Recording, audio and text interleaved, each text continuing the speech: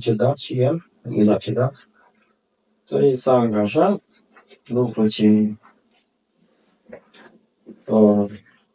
s-a mutat la noua lui nevastă în casă, s-a angajat și el în construcții și tot. Mergea beat la lucru, tot. Deci tot, nu s-a lăsat de alcool, tot foarte. Continua abundent și după un timp a dat o mașină peste el. Deci a călcat în mașină. L-a lovit, după cum am auzit eu, l-a lovit, l-a țăpat peste capotă și când a căzut s-a lovit direct cu capul de burtă.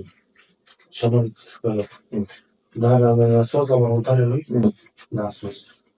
N-a să merge. Drept amator, nu știu care dintre frați a fost, dar eu n-am. O poveste de doare sufletul ce ne-a găsit noastră. Și când trăia tatăl noastră, ținea legătura cu toți, se ducea să-i caută, numai pe dumneavoastră nu căutați. Da, a venit numai la mine, bine, cu pe fratele cel mare, se întâlnea în sat, în Ighiș, se întâlnea că el mai mergea pe acolo, pe la bunica. Și vorbea cu tatăl dumneavoastră? Da, se întâlnea cu el și vorbea. Deci el n-avea treabă, nu judeca pe tatăl dumneavoastră? Nu. Deci țineau legătura. Da, ei toți țineau. Eu nu țineam legătura.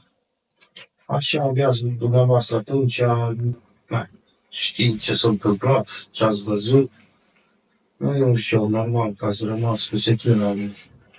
Să vedeți mama omorâtă în fața dumneavoastră, de tatăl dumneavoastră, este foarte, nu știu, nici n-am cuvinte și nu găsesc cuvintele să spun.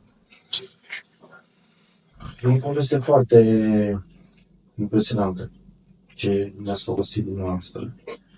Și fiecare era ca a spus dumneavoastră, cum zicem, un centru de plasament, fiecare m-au mutat. Da, eram împărțit. Și n-ați stat niciodată împreună la un centru? Nu, deci eu, să spun, eu eram de prima dată în centru de plasament Aglepiciu. Acolo cum eram în centru de plasament Aglepiciu,